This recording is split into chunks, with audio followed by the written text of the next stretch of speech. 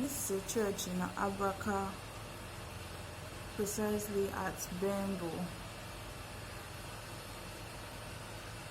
whose roof was just constructed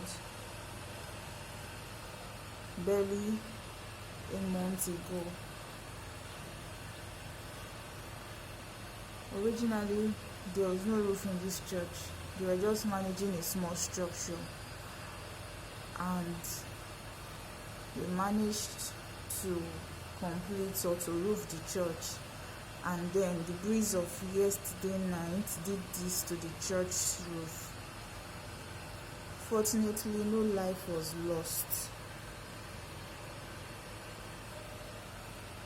Yes, you can see that the roof fell, and it also affected that hostel over there.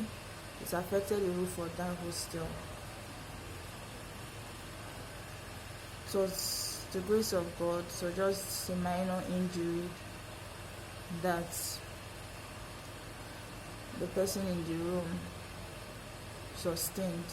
So just by the grace of God. Thank God that after this chaos caused by the wind and all, no life was lost. As at the time this roof fell, there were people inside the church building. All of them had to pass through the window.